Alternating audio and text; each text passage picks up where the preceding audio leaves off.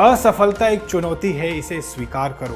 क्या कमी रह गई है, देखो और सुधार करो। जब तक ना सफल हो, नींद चैन को त्यागो तुम। संघर्ष का मैदान छोड़ मत भागो तुम। कुछ किए बिना ही जय जयकार नहीं होती, कुछ किए बिना ही जय जयकार नहीं होती। कोशिश करने वालों की कभी हार नहीं होती। श्री हरिवंश राय बच्चन साहब की ये लाइंस हमारी आज की जो शख्सियत हैं, जो अचीवर हैं, उनकी जिंदगी से जुड़ी हुई है। वो इसलिए क्योंकि उनकी जिंदगी में संघर्षों की एक लंबी लिस्ट है, लेकिन अपनी फाइटिंग स्पिरिट और कोशिश करते रहने की आदत से उन्होंने हर मंजिल को पार किया है। कभी एक पत्नी के रूप में, कभी एक माँ के रूप में, कभी एक बहू के रूप में, तो कभी एक बेटी के रूप में। और आज भारत एक्सप्रेस पर हमारे साथ हम सुनेंगे स्मिता ठाकरे जी की कहानी, खुद उनकी ज़बानी। नमस्कार स्मिता जी, कैसी हैं आप? जी नमस्कार। नमस्कार। भारत एक्सप्रेस पे आपका बहुत बहुत स्वागत है। Thank you so much. हमें समय देने के लिए बहुत धन्यवाद। और आज हमारे पास और दर्शकों को भी आपसे बहुत सारे सवालों के जवाब जानने हैं, तो जरूर चलिए शुरू करते हैं। आज जरूर, जितना हो सके हम जरूर आपके सवालों के जवाब दे देंगे।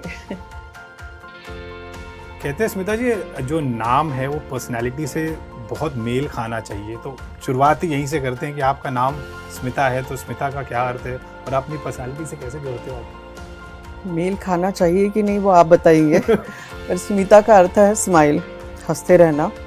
और हमें मेरे माँ और पिताजी ने हमेशा यही बोला है कि जो नाम हमने आपको दिया है उसका पूरी तरह से इस्तेमाल किया करो। इस्तेमाल शब्द शायद सही नहीं है, पर वैसे ही रहो, हंसते रहो हमेशा। तो मुझे लगता है कि मैं ज़्यादातर उनकी बातें सब सुनती हूँ, तो ये भी सुन रही होंगी। सपने देखते हो आप स्मिता जी? बहुत सपने तो देखने चाहिए, हर किसी को देखने चाहिए। तो अगर चलो सपने से ही मैं सवाल पूछना चाहूँ, तो ज़िंदगी के इस पड़ाव पर भी आप सपने देख रहे हो, और कितने महीने होते हैं सपने के? एक्चुअली मैं थोड़ा सा पूरे के पूरे सपने, एक तो सोते हुए देखने जो सपने होते हैं वो हमारे अंदरूनी कहीं ना कहीं हमारी सुप्त इच्छाएं होती है, वो सपने आते हैं जी। और जो सपने हम आंखें खुले रख के सपने देखते हैं वो हमारे कोई एम होते हैं कि जो ज़िंदगी में हमें ये करना है। तो हर कोई सपना देखता है। गरीब चाहता है कि मैं चलो मेरी कोई अच्छी आमदनी हो और मैं वहाँ तक पहुँचूँ। हम जिसको जो पोजीशन में होता है वो सपने अगर ना देखे तो ऊपर की पोजीशन में नहीं पहुंच सकता, जो भी वो चाहे वो। तो मुझे लगता है कि हर किसी ने देखनी चाहिए, और मैं भी देखती हूँ। और इस जैसे मैंने आपसे पूछा, इस पड़ाव पर भी आप सपने देख रहे हो, क्या ख्वाहिशें हैं अभी? ख्वाहिशें मेरी यही रहती है, कभी कभी यही होता है कि मेरे जब बहुत ज़्यादातर इमोशनल बातें होती है, पर वो मेरे जब पिताजी गुज़र गए तब मुझे यही लगा कि काश मेरे साथ और थोड़ी देर रहते, या हमारा सपना में उनकी जो इच्छाएं थी, जो उनके सपने थे, जो वो मेरे लिए देखते थे, वो मैं काश उनके हयात में पूरे करूं। जो भी वो मुझे चाहते थे कि मैं कहीं पोजीशन पे देखूं, या तो राजनीति में कहीं ना कहीं मुझे एक अच्छी पोजीशन मिले कि जहां मैं और अच्छी तरह से समाज की सेवा कर पाऊँ। तो वो कहीं ना कहीं ऐसे लगता है कि, और मैं हमें भी हमेशा यही सपना भी देखती आई हूँ। अभी माँ है मेरी, तो उनके सपने को पूरा करने की कोशिश करूँगी।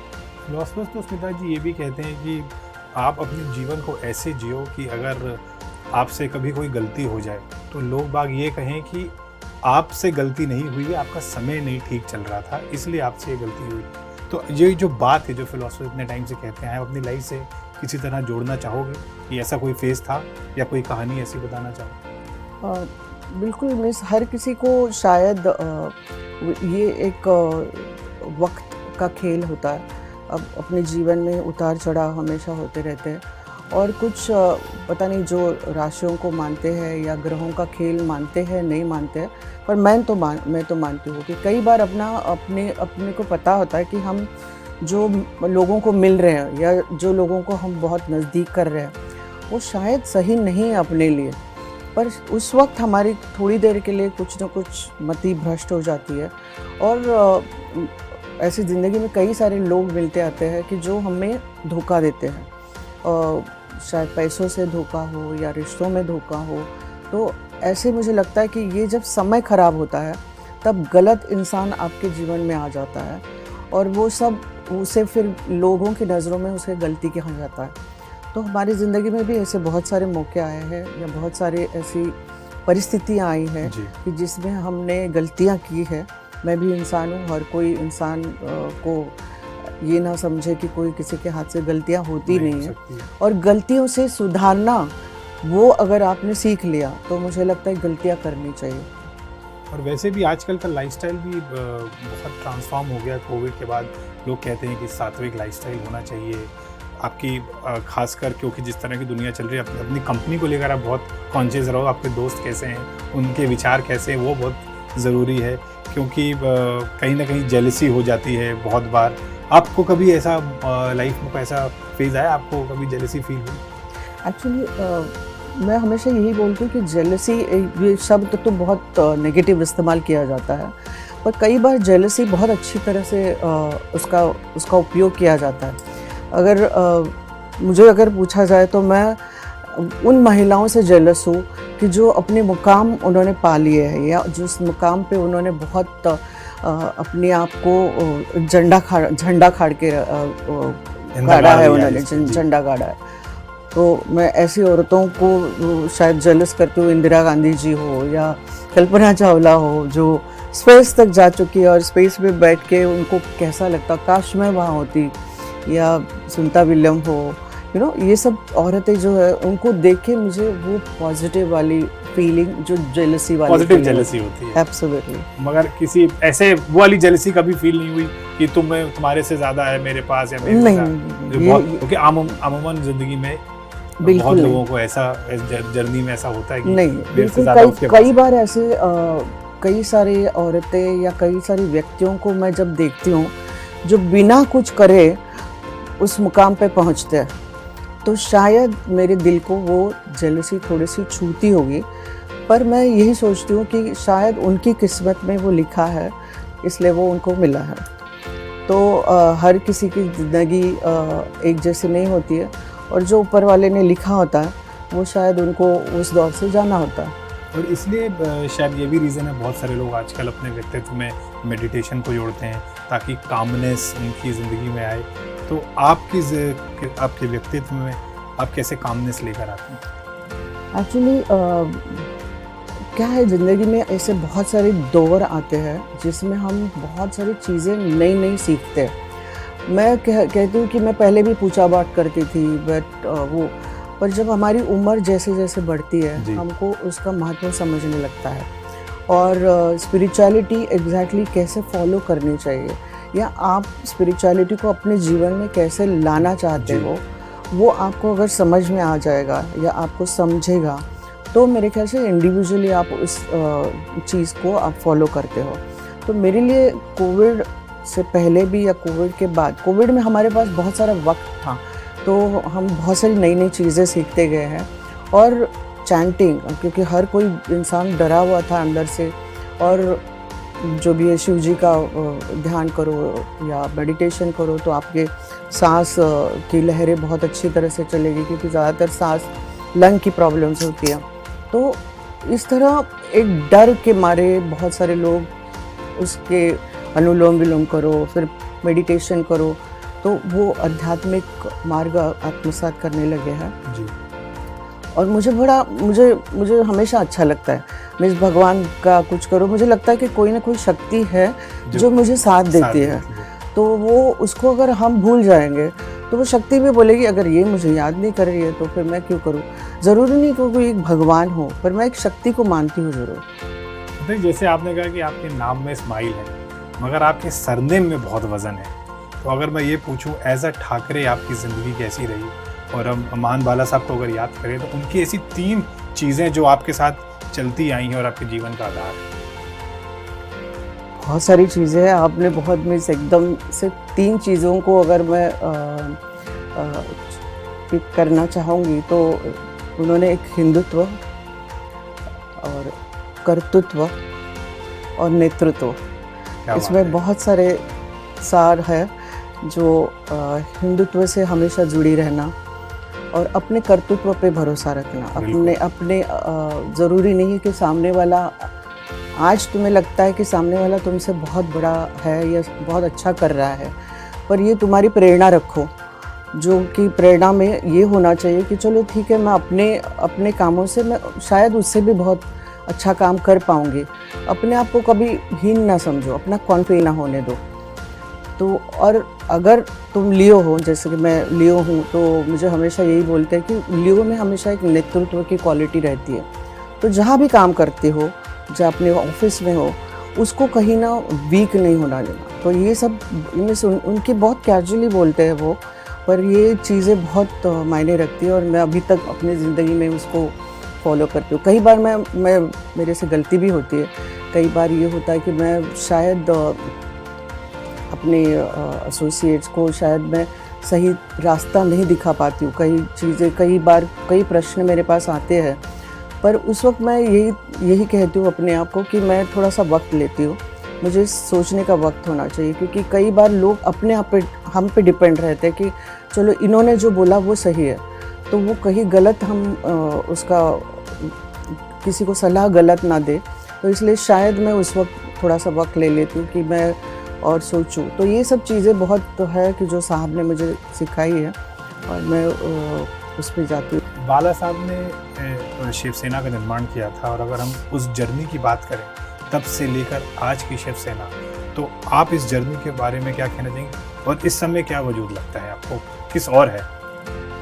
जर्नी तो 1986 में उनके घर पे आई हूँ, और तभी साहब शिवसेना, और तभी तो राज भी नहीं था। हमने बहुत साल के बाद हमने देखा, तो मैंने तो इतने नज़दीक से इन सब शिव सैनिकों को देखा है। अभी वो मंत्री है, अभी कोई है, कोई नहीं है, बहुत सारे, पर उनके जो काम करने का तरीका, सिंप्लिसिटी, और हमारे घर में ऐसे लगता ही नहीं था कि कोई मीटिंग ही हो रही है। ऐसे बहुत कैजुअली शिवसेना के हर शिव सैनिक को हम हमारे घर में फैमिली मेम्बर जैसे बर्ताव करते थे। तो ये जो एक दूसरे के साथ जो लगाव, इसकी वजह से आज शिवसेना, साहब की शिवसेना इतनी बड़ी होती गई, क्योंकि साहब ने हमेशा हर किसी के दिल को छुआ है, और उसको कभी पक्ष के तौर पे नहीं देखा, या लोगों में जेन्युइनली जो भी चीज़ें हैं वो जेन्युइनली काम करते हुए उन्होंने लोगों को उनका, वो भले मुस्लिम हो या सिख हो या हर किसी को, तभी ये नहीं देखा है कि उसका ये प्रॉब्लम है और ये सही है, तो उसको हमको साथ देना है। तो आज भी भले फिल्म इंडस्ट्री के लोग हो या पॉलिटिक्स जो अपोजिशन में हो, वो भी आज साहब को क्यों मानते हैं, क्योंकि उनका दृष्टि काम करने का या समाज के प्रति काम करने का, वो तो एक समाज सेवक ही थे, पॉलिटिशियन तो थे ही नहीं। तो मेरे ख्याल से तभी की शिवसेना वो थी। अभी की शिवसेना बहुत ही अलग है, और अभी की शिवसेना में मैं थोड़ा सा दूर हो चुकी हूँ, तो इसलिए मुझे उसके बारे में, अभी के शिवसेना के बारे में बोलने का कोई हक नहीं है, या ना मैं जानती हूँ उसके बारे में। पर मैं ये ज़रूर जानती हूँ कि वो वाली शिवसेना ये नहीं है। अभी फ़िलहाल जो एकनाथ शिंदे जी की, उनको शिवसेना का नाम मिला है, और उनको भी मैं बहुत सालों से जानती हूँ। इनफैक्ट एक शिव सैनिक के तौर पे मैं उनको जानती हूँ, और उनका काम भी हमने देखा है। तो मुझे लगता है कि शायद उनको सही जगह मिली है, और वो सही जगह पे लोगों तक पहुँचना चाहते हैं, इस्तेमाल करके लोगों का काम करके आ रहे हैं। कभी सुनता कि आपको अपने सफ़र में ऐसा लगा कि आपके साथ जो हो रहा बहुत गलत हो रहा है, और ऐसा फेज़ आ गया कि आपको बहुत रोना आया होगा, तो ऐसे फेज़ की कोई कहानी आपको याद है, और कैसे निकलने की शक्ति आई कोई निकलने की उस समय? एक्चुअली हर कोई इंसान मुझे अभी सवाल ये पूछता है कि आप ठाकरे घराने की हो, आप समाज सेवा इतने साल कर चुकी हो, तो आपको लगता नहीं कि आपको भी राजनीति में आना चाहिए? एक्चुअली राजनीति नहीं खेलनी है मुझे, पर वो अगर सपोज़ कोई या तो मुझे आती भी नहीं है, क्योंकि I am not a thick skin person, पर मैं चाहती ज़रूर हूँ कि अगर मुझे कोई मौका मिलेगा या कोई कुर्सी मिलती है, तो एक और अच्छी पावर मिलती है, और आप ज़्यादा से ज़्यादा लोगों तक यहाँ लिमिटेशन होती है। एक फाउंडेशन हो तो एक लिमिटेशन होती है। आप अपना खुद के पैसे से कितने लोगों का भला करेंगे। अगर कुर्सी पे बैठे बहुत सारी ऐसी सुविधाएं होती है, बहुत सारी ऐसे स्कीम्स होती है जो गवर्नमेंट की होती है, जो लोगों तक नहीं पहुंचती है, और गवर्नमेंट डिक्लेयर तो करती है पर वो सही रास्ते नहीं होते उनके, और वो जो फंड होता है वो फंड वैसे ही पड़ा रहता है पर वो लोगों तक नहीं पहुंचता। तो ये मुझे बहुत बड़ी खंत है कि मैं तो यही चाहती, मैं हमेशा साहब को यही बोलती थी। तो साहब चाहते थे कि मैं कहीं ना कहीं राज्यसभा जैसे कुर्सी पे जाके बैठूं, और 2 या 3 बार ऐसी बात हो गई कि साहब चाहते थे कि मैं इस वक्त मैं राज्यसभा मुझे मिलनी चाहिए, पर अभी अंदर की पॉलिटिक्स क्या हो गई मुझे नहीं पता। उस वक्त मुझे बड़ी खंत हुई थी, बहुत दुख हुआ था। तो ये इंसिडेंट्स जो होते हैं 2 बार ऐसे हुआ, तो मुझे लगा कि फिर मैंने साहब से इस बारे में बात करना बंद कर दिया, क्योंकि शायद उनकी उस वक्त कोई लिमिटेशन थी, तो इसलिए शुरू किया। तो इस फेस को आप कह सकते हो कि कभी दुख लगा होगा, रोना आया होगा? बहुत होते चीज़ें रह जाती हैं बहुत, क्योंकि मैं उस वक्त बहुत ही ज़्यादा इमोशनल हर्ट हुई थी। तो मुझे फिर एंजाइटी अटैक आ गया था, फिर मैं हॉस्पिटल में एडमिट हुई थी। तो वो मेरे दिमाग में वो बात बहुत एकदम स्ट्रांगली बैठ चुकी है कि क्योंकि साहब ने प्रॉमिस किया था, और मेरे लिए वो गॉड, मेरे लिए दैवत थे, मेरे लिए गुरु थे। तो वो नहीं कर पाए उस वक्त में, उन्होंने नहीं किया। उसका भी कोई कारण होगा, उनके पास भी कोई कारण होगा, पर शायद वो उस परिस्थिति में नहीं रहे कि मुझे वो कारण भी बता पाएंगे। पर मुझे यही बोला कि नहीं, अगली बार कर लेंगे। तो अगली बार भी जब नहीं हुआ तब मुझे लगा कि नहीं, अभी शायद उनके हाथ में नहीं है, या कहीं ना कहीं कोई ऐसा सोर्स है जो उनको रोक रहा है। अगर आपको मोदी जी ऑफर करें, अगले साल चुनाव आने वाला है, आपको हो सकता है अगर वो न्योता दें, निमंत्रण दें कि आप ये चुनाव पॉलिटिक्स ज्वाइन करिए, तो फिर? मैं एक्चुअली मोदी जी को बहुत बहुत बहुत तहे दिल से प्रणाम करना चाहूँगी, क्योंकि मैं उनको बहुत फॉलो करती हूँ, और वो एक ही इंसान ऐसा है कि जो बहुत करेजियसली हिंदुत्व को आगे लेके जा रहा है। और मैं ये नहीं कहना चाहूँगी कि वो बीजेपी, शिवसेना, कोई ये सब चीज़ें मुझे नहीं बात करनी है, पर मुझे यही लगता है कि आज वो एक ही अकेला इंसान है जो हमारे देश को आगे लेके जा रहा है।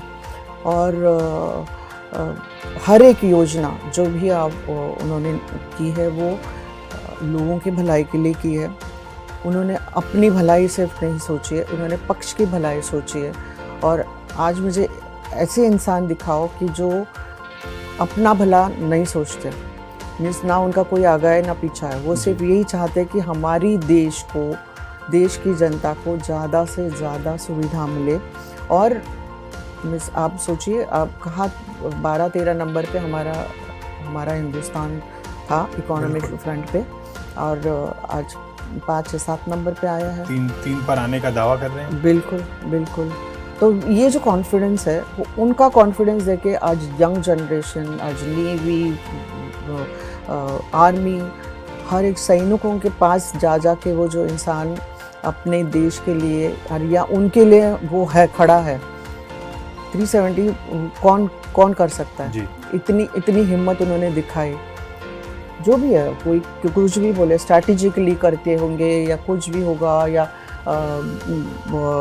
सोशल मीडिया का वो लेते होंगे, किसी को तो रोका नहीं है, कर सकते हैं वो लोग। फिर भी इसमें था कि हिंदू राष्ट्र को लेकर बहुत सारे विंग्स हैं और बहुत सारी बातें बोली जाती हैं कि ये हमारे देश के लिए गलत हो सकता है, हिंदू राष्ट्र की, और अगर हिंदुस्तान, भारत बढ़ रहा है। तो आपका कुछ कहना है इसके बारे में? इतनी बातें कही जाती हैं कि मोदी सरकार सिर्फ और सिर्फ एजेंडा यही है कि हिंदू राष्ट्र की तरफ। तो आज अगर मैं वो यूएई के साथ उनके प्रेम के संबंध है, मैं वीडियो देख रही थी कि 15 अगस्त में कई सारी ऐसी बड़ी बड़ी ट्रक्स चल रही है जो हिंदुस्तान का झंडा लेके चल रही है, उनके पेंट किए हुए। अबू धाबी और यूएई के राजा मोदी जी को सलाम करते हैं। ऐसा नहीं है, बहुत ही वो। आप मुझे बताएं, आप अपना घर तो बचाना चाहेंगे ही ना? बिल्कुल। ऐसा नहीं है कि हम हमारे घर को जला के दूसरों को नमस्ते करे, सलाम करे। अगर कोई आपके घर पे अगर कोई बॉम्ब गोला फेंक रहा है तो हम तो उसका विरोध करेंगे ही। बिल्कुल। तो वो चीज़ें ज़रूरी है। मैत्री से बहुत देश हमसे जुड़े हुए हैं। पहले सिर्फ रशिया और ऐसे कोई चीज़ें, आज मुस्लिम कंट्रीज़ भी हमसे जुड़ी हुई है। तो ये तो एफ़र्ट्स मुझे नहीं लगता कि ये एफ़र्ट्स कभी आज तक पहले किसी ने किए होंगे। बताइए, जैसे आप ये मोदी जी की बात कर रही थी कि उन्होंने इतनी चीज़ें देश में लेकर आए, हिंदू राष्ट्र की तरफ भी आपने अपना एक सुलझा हुआ जवाब दिया। आपको भविष्य क्या लगता है आने वाले समय का हिंदुस्तान का? भविष्य की बात करते हैं पर प्लीज़ चाय कॉफ़ी हो जाए। खुल हो सकती है। चलो।